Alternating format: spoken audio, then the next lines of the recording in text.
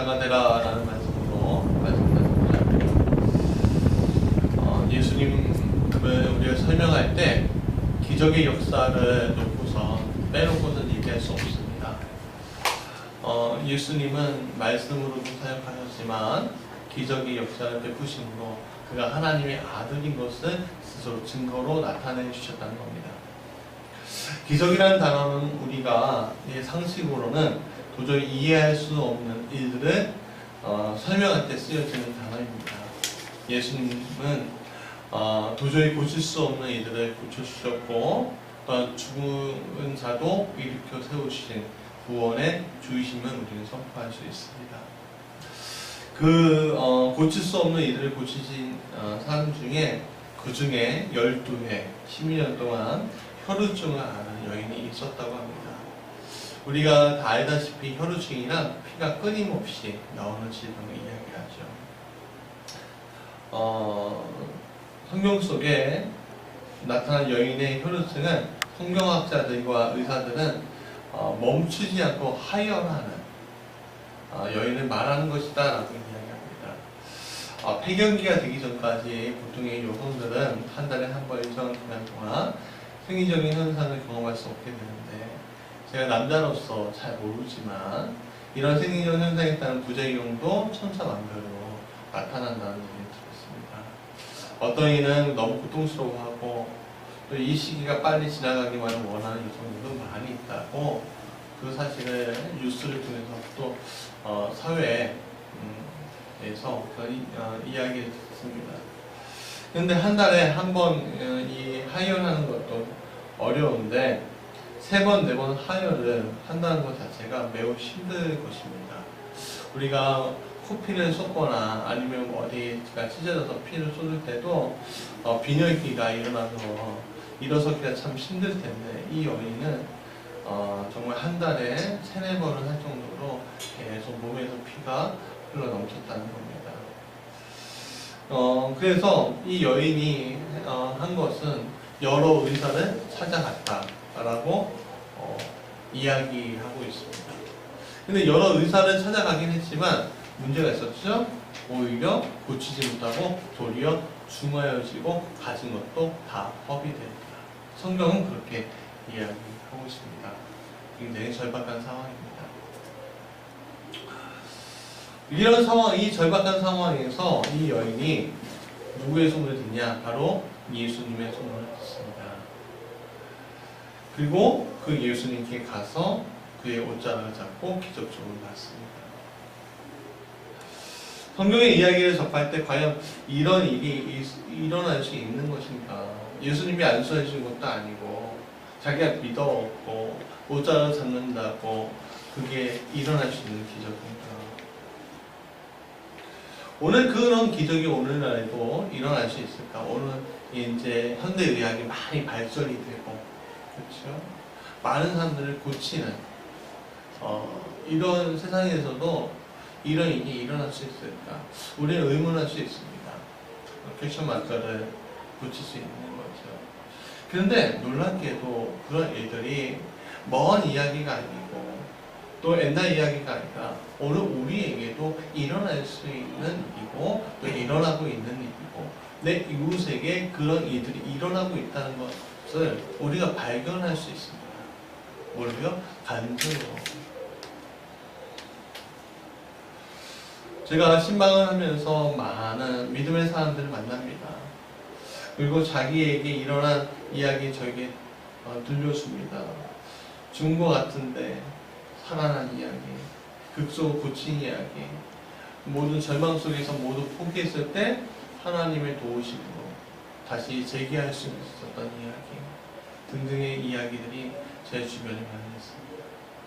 아마 그 주인공이 이 12회 혈루증을 앓는 여인만의 이야기가 아니라 여러분의 이야기일 수 있다고 저는 믿습니다.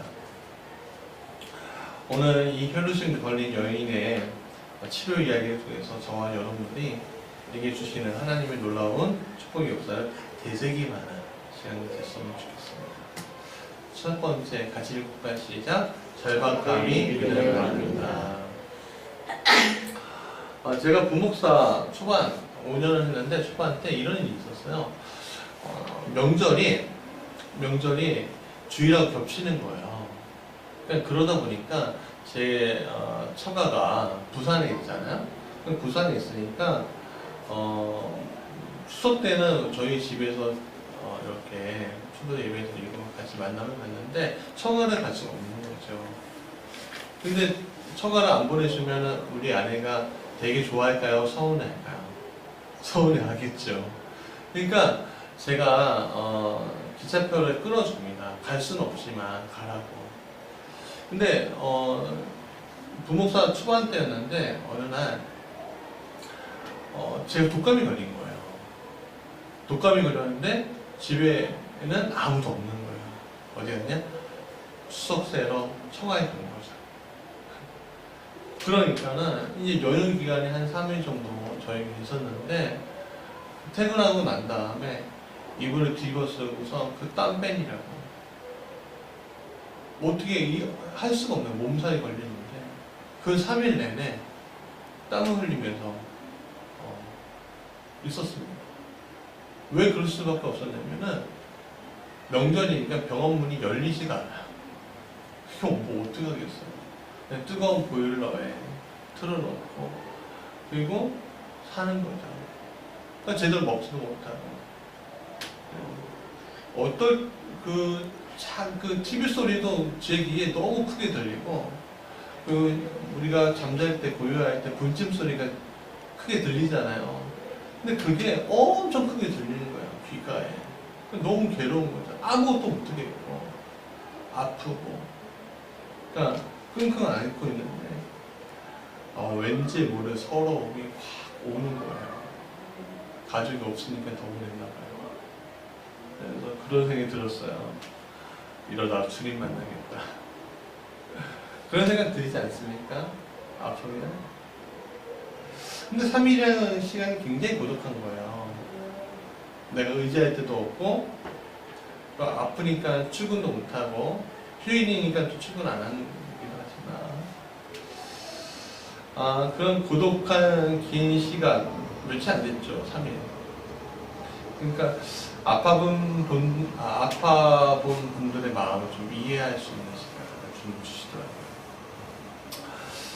믿음 생활하면서 저는 많은 교육자들 또는 평신도들과 만나면서 참 보고 배울 일들이 많이 있었습니다. 정말 감사한 일들이 많구나라는 생각이 들었는데 왜냐하면 상당수가 고난, 역경 이런 것들을 이겨내면서 믿음의 이 자리까지 오신 분들이 굉장히 많다는 거예요. 부모가 예수 믿는 거 다 반대하니까 그래도 내가 예수님 떠날 수 없다고 고백하면서 온갖 핍박을 받으면서까지 여기 이 자리에 왔다는 이런 일들이 있었죠. 화요일날 제가 월요일마다 상담학 공부를 하러 서울에 갑니다. 근데 거기에 이제 2학기 목회자 원우회장으로 뽑혀갖고 이제 화요일날 거기에 대학원 총장님 취임식에 초대를 받았습니다. 그래서 이제 꽃다발 드리고 이렇게 했는데 그 순서 중간에 명예 교수 초대하는 것을 봤어요. 두 분은 명예 교수 여자분이었는데 초대하는 걸 봤는데 그 중에 한 분이 손가락이 없더라고요. 손가락이 이렇게 한 게 이렇게 깜짝 놀랐습니다. 왼손이었거든요. 근데 그분이 고백을 합니다. 뭐라고 고백을 하냐면 내가 젊었을 때 예수를 믿었는데 근데 부모님이 한 집안에 두 개의 종교를 가지고 있으면서 굉장히 핍박을 했어요. 근데 자기네 집이 국수집이었대요. 국수집이었대요. 그래서 그 국수를 삶고 이렇게 하는 걸 도와주고 있는데 그만 어느 날 밀가루 반죽을 하고 국수 돌리는 기계에 밀가루 넣는데 자기 손가락에 빨려 들어갔다. 그 사건 이후로 부모님이 너가 알아서 해라 그렇게 하는 거 같아요. 근데 손가락 빠져 두 손가락이 사라졌는데 이분이 너무 감사하더래요. 왜? 이걸 통해, 이 사건을 통해서 예수님을 또 교회를 만나고 교회를 다닐 수 있게끔 허락을 받습니다. 근데 이분이 이 손이 잘린 것으로 마음이 다치고 아파하고 한 것이 아니라 그 당시에 굉장히 열심히 공부해서 좋은 대학교 갔고 또 미국으로 유학을 가고 그 교수로 또 상담학 교수로 또 치유센터에 상담 전화 있잖아요. 그거를 하는 최초로 하는 그런 분으로 채용을 받았어요. 그러면 시간이 지나고 이 치유 상담대학원의 명예교수 위촉을 받은 거죠. 얼마나 귀합니까?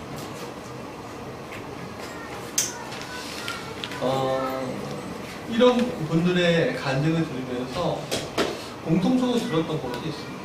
뭐냐면 신앙생활을 위해서 얼마나 절박함으로 갔을까. 또 자기의 문제를 해결하기 위해서 때로는 자기가 이 문제를 이겨내기 위해서 얼마나 절박했을까라는 마음을 가지게 됐습니다. 절박하다는 것은 더 이상 모든 것을 기대할 수 없다라는 것과 그것을 의미하지요. 본문의 주인공도 마찬가지입니다. 12일 동안 아팠고 대안을 찾아 헤맸습니다. 내용을 보니까 예전에 가진 것도 있었던 사람이었습니다. 근데 모든 것이 무너지고 오히려 괴로움만 남게 되었다. 가진 것을 다 허비되었다. 그럼에도 불구하고 몸을 고치지 못했다. 그런 사람에게 뭐가 남았죠? 희망인가요? 절망인가요? 보통 절망적인 상황이 다 절망입니다. 견딜 수 없을 때 많은 사람들이 자포자기하죠. 저도 그 자포자기까지 갈 뻔한 일들이 있었습니다. 그러나 이 여인은요, 자포자기하고 싶었죠? 할 수가 없는 거예요. 왠지 아십니까? 아파서. 아프니까 어떻게 자포자기를 할 수 있겠어요? 어떻게든 낫고 싶은 거죠. 그러다 예수님의 소문을 듣고 그 소문에 의지해서 예수님께 나아갑니다. 예수님 나의 병을 고쳐주신다. 여기서 우리가 중요한 사실을 깨닫게 되는데, 아무것도 의지할 수 없을 때 가질 수 있는 마지막 희망이, 그 희망이 우리에게 있을 때 그것은요, 강력한 믿음으로 바꿀 수 있다는 거예요.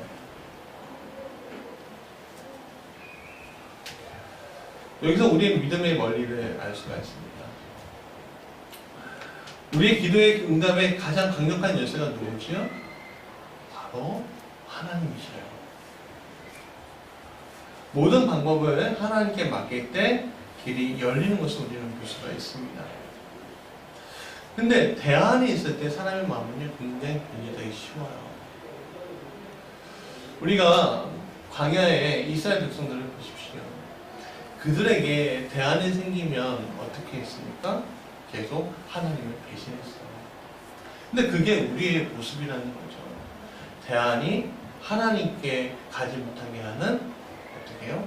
걸림돌이 되어버린다는 거죠. 그게 본질적인 모습이고, 에덴 동산에서 죄에 이끌려 선악과를 먹었을 때부터 내려온 원죄의 모습입니다. 그런데 대안이 없을 때, 특히 삶과 죽음의 문제 앞에 있을 때 우리는 이상하게 어떤 것들이 해결책이다라고 우리 앞에 놓이면 그것을 강력하게 믿는 이들이 있어요. 예를 들어 예전에 황우석 박사 사건 아시죠? 황우석 박사 사건이 뭐예요? 뭘로 결론됐죠? 사기다 라고 결론이 났어요. 근데 사람들은 그거 사기 아니에요. 오해받은 거예요. 막 그분을 계속 지지하고 그분께 의지했습니다. 대부분이 어떤 사람이에요? 치료 방법이 없어서 그가 줄기세포 연구에 통해서 나온 치료 대안 밖에는 없을 때 그 사람들이 그렇게 외쳤습니다. 우리는 다 사기라는 거 알아요. 그러나 대안이 없는 그 사람에게는 그거는 사기가 아니라 오해예요.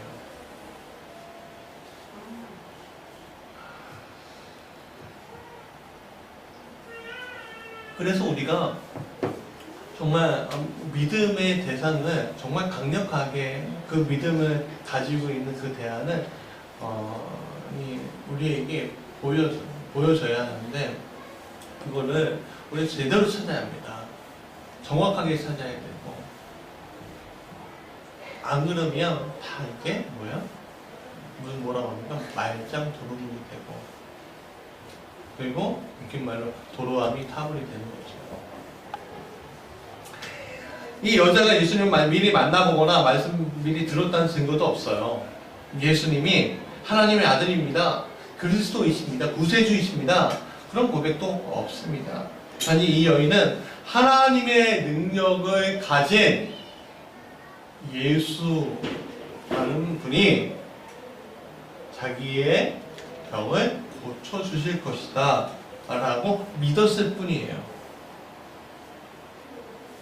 근데 참 그런 믿음 안에서 저는 많은 오해들이 있는데 저 정도 별 믿음이 없는 것 같은데 아니 성경도 모르고 예수님도 모르고 아무것도 모르는 저 여자가 그냥 낫기 원한다는 그 강력한 믿음으로 예수님의 옷자락을 잡았더니 주님 안에 있는 성령께서 그것을 아시고 반응하셨다는 것 자체가 너무 놀랍다는 거예요. 주님 보고 고치겠다라고 얘기한 것이 아니라 그냥 믿음으로 구했더니 옷자락 잡았더니 그러니까 여러분 우리가 잘 알아야 될 게 하나님의 역사는요 굉장히 다양합니다. 굉장히 다양해요. 여러분 제가 알고 있는 하나님 역사는요 요만해요. 여러분이 알고 있는 역사도 이만해요. 왜? 우주를 창조하시고 우주의 질서를 주시고 또 바꾸시는 분이 바로 누구예요? 하나님이시잖아요. 그러니까 우리 이 인간의 지식으로 하나님을 다 파악할 수 있다고 얘기하는 이들이 있는데 그건 참 어리석은 거예요. 그래서 주님을 알면 알수록 어떻게 해요? 겸손해질 수밖에 없는 거예요. 고개를 숙일 수밖에 없는 거예요. 주님을 모르는 사람들이 더 문제가 있는 거죠. 고개를 뻣뻣하게 세우면서 나를 믿어라 그랬어요.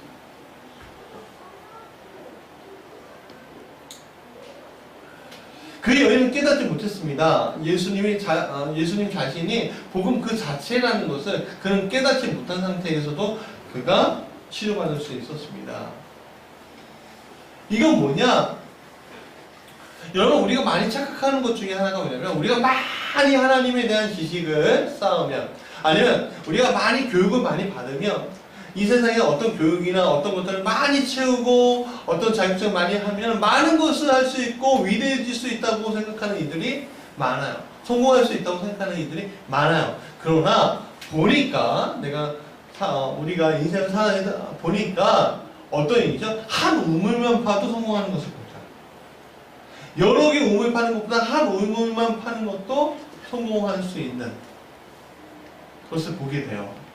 즉 무슨 말이냐? 많이 배우는 것이 중요한 것이 아니라 한 가지라도 바로 믿으면 큰 역사가 우리 안에서 이루어질 수 있다라는 믿음이 우리에게 있어야 돼요.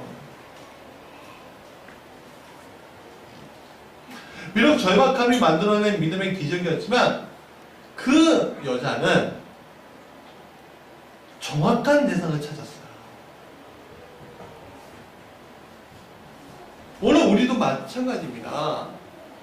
오늘 우리가 우리의 인생길에서 여러 가지 대안이 있을 수 있지만 또 어떨 때는 대안이 다 사라질 수 있지만 정확하게 한 대상을 찾아야 된다는 거예요. 근데 인간이 가지고 있는 한계, 우리가 가지고 있는 지식의 체계, 사회가 가지고 있는 어떤 한계들 그런 것들이 아주 유기적으로 움직이는 게 아니잖아요. 막히잖아요. 얼마 전에 화장실 변기가 막혔는데 뚜껑이 없으니까 이게 너무 힘들더라고요. 왜 막힐까요? 이유가 뭘까요? 왜 막힐까요? 뭔가 이물질이 들어가니까 막히게 있겠죠. 원래는 막히지 않게 설계되어 있는데 오늘 우리 삶이 우리 사회적 이런 시스템이 막히지 않게끔 설계가 됐는데 자꾸만 막혀요. 왜? 그래서 뭐 합니까? 계속 법률을 제정하고 그래서 국회가 있는 거지 않겠습니까? 왜 그렇습니까? 아까 말씀드렸던 그 죄의 문제. 그 죄의 문제가 계속 사람을 요동치게 만들고 막히게 만드는 거예요. 그러나 오늘 우리가 그런 사회적 시스템을 믿는 것이 아니라 내 가족 아니면 배우자 아니면 목회자 아니면 어떤 장로 아니면 권사 아니면 사회에서 어떤 회장님 뭐 사장님 뭐 이런 그런 사람들을 믿는 것이 아니라 우리의 믿음의 대상은 정확하게 누구요? 예수님께 초점을 맞출 때 예수님을 발견하고 예수님께 초점을 맞출 때 우리는 이 여인처럼 문제 해결을 받을 수 있다는 거죠. 두 번째 같이 읽어볼까요? 시작. 우리 중에 믿는 자가 있다. 누가 내 손을 대었느냐? 제자들이 황당했어요. 왜냐하면 야이로의 딸을 고치기 위해서 가자 했을 때 무리가 에워쌌기 때문에 예수님은 천천히 걷게 되었고 그러면 걸음 걸을수록 어떻게 해요? 사람들이 그러니까 뭐예요? 손을 닿고 만지고 부딪히고 하는 일들이 많이 있었기 때문에 그러니까 제자들이 어리둥절하죠. 아니 옷을 만든 사람이 한두 명이겠어요? 그 여인이 예수님의 옷장을 잡았을 때 라고 얘기해요. 근데 그러니까 아람어에 가깝게 말하면 손을 대었다는 거예요. 이렇게 자야하고 질질 끄는 게 아니라 손을 이렇게 살짝 대었다는 거예요. 상황은요 정말로 복잡하고 정말로 누구 하나 알 수 없는 그런 상황이었을 때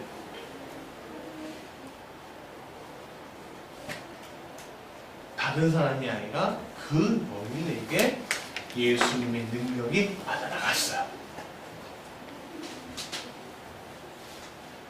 자, 여러분 생각해 보십시오. 그 중에, 그 무리 중에 아픈 사람 없었을까요? 여러분 한 가지 여쭤볼게요. 여기 안 아픈 사람 있으면 손 들어보세요. 저도 조금 요즘에 몸이 조금 처지는 게 느껴져요. 당이 좀 많이 올라가나 봐요. 우리 건우나 우리 이래나 찬이나 그 친구들한테 우리 은솔이 있고 뭐 이런 친구들한테 물어보세요. 너 안 아픈 곳 있니? 건강하니? 하면 나 여기 아파요. 막 그래요. 그 무리 중에 안 아픈 사람 한 명 없을 거예요.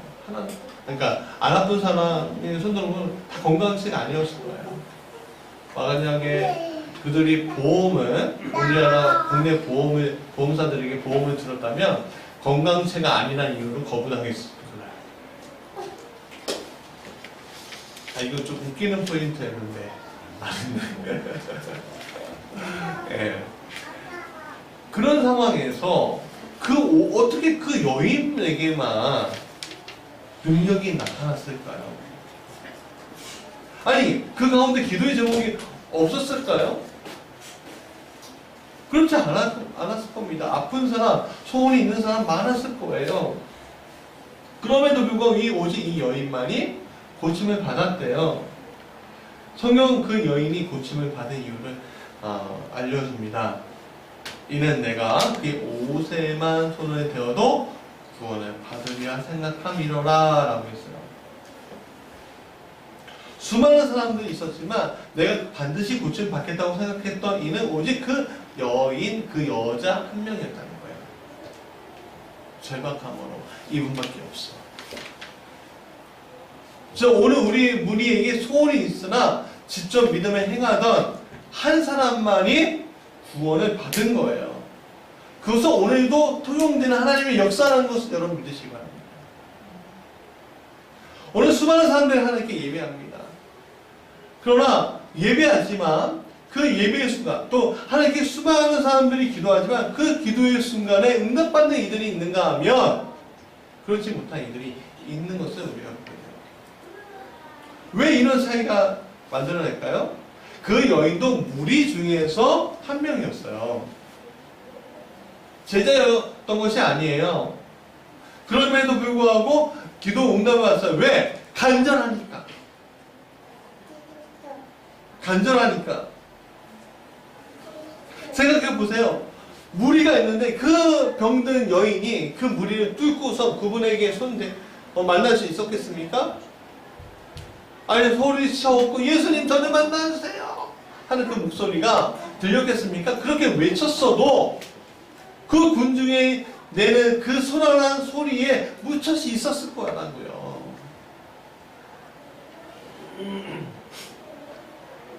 그 여인이 할 수 있는 건 오직 손을 대는 거 한 번.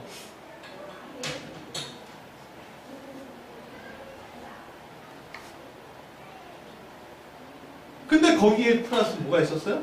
믿음이 생겼어요. 믿었다는 거예요. 예수님 나를 구원해 줄 것을 믿었다는 거예요. 나는 대안이 이제 없어. 그러나 예수님의 옷자락이라도 되면 나는 나을 거예요. 오늘 예수님을 따른다고 말하면서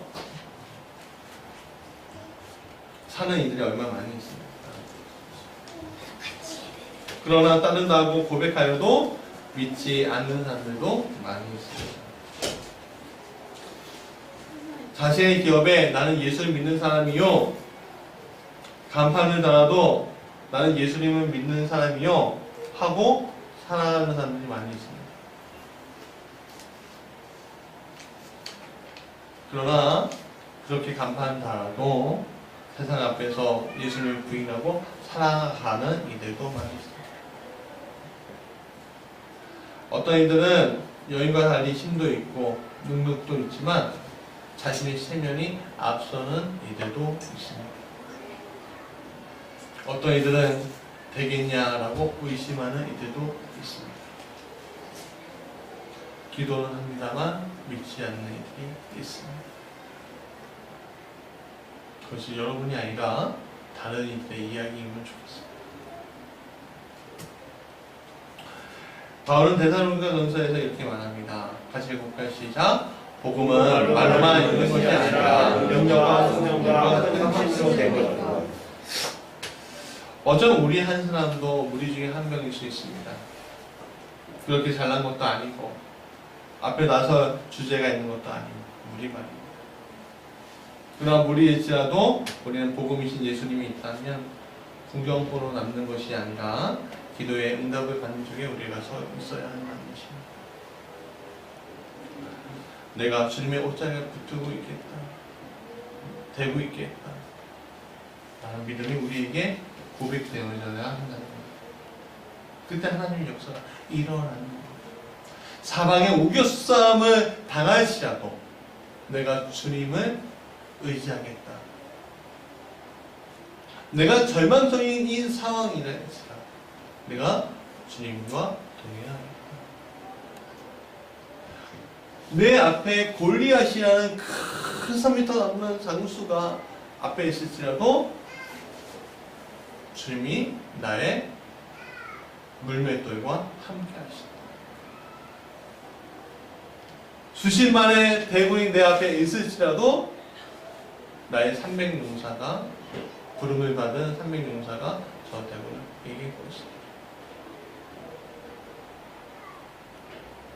나는 아무것도 없을지라도 이 로마의 복음을 전하겠다. 그렇게 말한 다윗처럼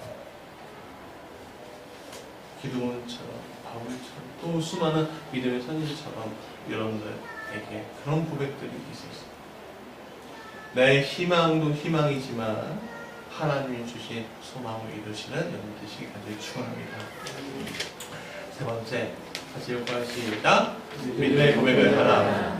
32절 33절 이렇게 말합니다. 예수께서 이 일을 행한 여자를 보시고 둘러보시니 여자가 자기에게 이루어진 일을 알고 두려워하여 떨며 와서 그 앞에 엎드려 모든 사실을 여쭈니라고 했습니다. 예수님의 능력이 진짜로 자기에게 임하는 것을 보고 이 여자가 수술하는 걸 했다는 거예요. 어떤 강한 기운이 자기에게 들어왔다는 느낌이 이미 내가 다 받았구나. 보통은요, 마음을 받았구나 하면서 조용히 집으로 돌아가는 게 우리의 모습이잖아요. 그렇죠? 그런데 이 여자는 예수님 돌아보시고 할 때 자기가 고백합니다.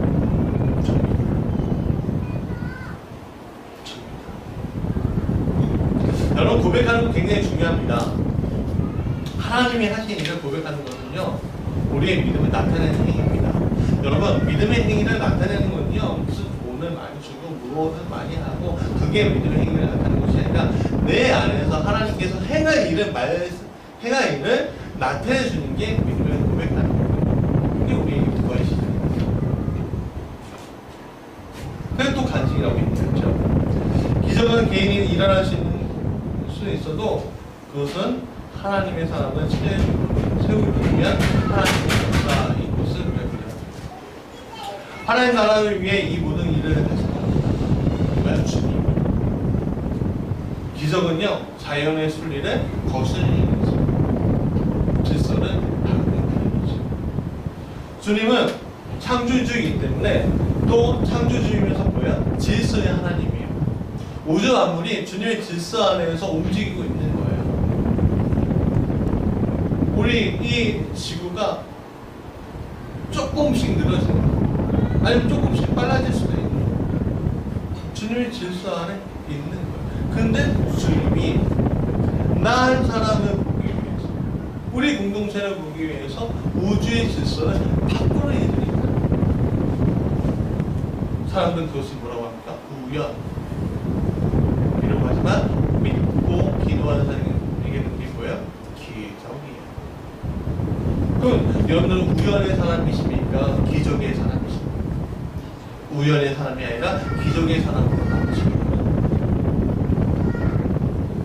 왜냐하면 기적의 사람으로 남아야 그것이 우리 삶에 지속 가능한 일로 남기 때문에 그렇습니다.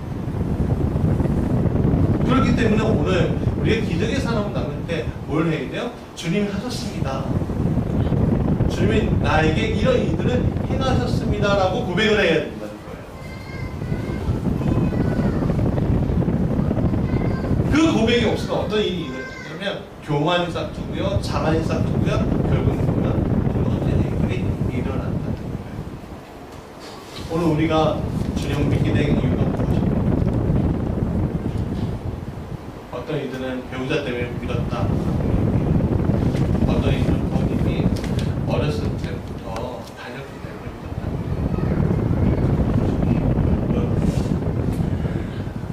그것 때문에 믿은 것이 아니라 하나님께서 여러분들은 아심으로 선택해 주신 거예요. 그래서 믿음의 배우자를 만나게 하시고, 때로는 믿음의 부모를 만나게 하시고, 때로는 친구를 통해서, 때로는 전도를 통해서 예수님을 만날 수 있게 된다는 거예요. 그것을 우리 뭐라고요? 은혜라고. 이런 고백을 통해서 우리에게 더 큰 축복이 임하는 것을 보게 되는데, 34절에 보면은 뭐라고 했냐면, 예수께서 이르시되 따라 내 믿음이 너를 구하나이다. 영원히 가라. 내 명에서 너에서 건강하시다라고 얘기해요. 뭐요? 우리가 고백할 때 우리를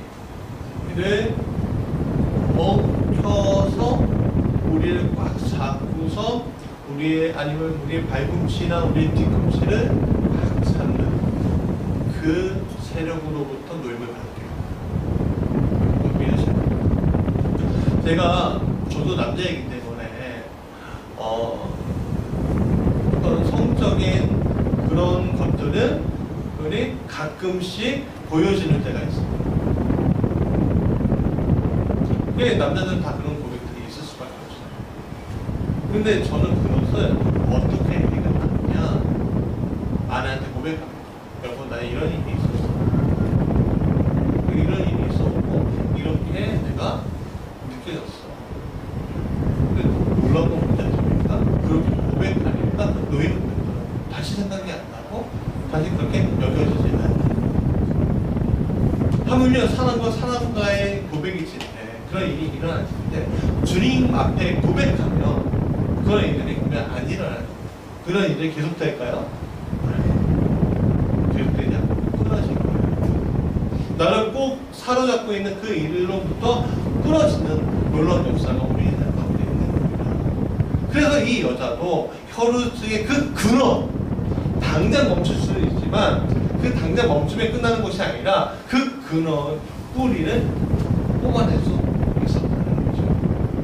이거는 내 능력이나 누구의 능력, 주님의 전적인 능력이라는 거 여러분 뜻입니다. 말씀드려요. 오늘 우리는 제자로 남을 수도 있고요, 무리로 남을 수도 있음을 알고 있습니다. 그러나 주님이 굳이 선택하지 않았던 그 무리, 12제자에 속하지 않았던 그 무리일지라도 믿음으로 주님 앞에 보면 주님은 그 믿으시고 의로서 자녀에게 좋은 것을 주심으로 말미암아 우리에게 놀라운 기적의 역사를 베푸십니다. 제자일지라도 오늘 주님을 믿지 아니하면 다른 유다처럼 될 수도 있습니다. 사랑하는 여러분, 한 여인, 보잘것없는 세상에 버림받은 정말 상처있고 아픈 이 여인에게 주님 행하신 것처럼 오늘 여러분에게 그것을 행하신 주님과 되어 있으십니다. 그렇기 때문에 내가 어떤 절박한 상황이 있을 때 주님의 옷자락은 내가 되겠다는 그 믿음, 절박하지 않더라도 내가 주님과 항상 동행하고 주님께 아뢰겠다는 그 믿음이 오늘 우리를 살리고 우리 가정을 살리고 이 나라를 살리고 이 세상을 살리는 그냥 믿음이 되어주십니다. 우리가 무리일 수 있습니다. 우리 중에서 기도에 응답받는 기도의 역사가 나타나는 제자가 되길 간절히 축원합니다.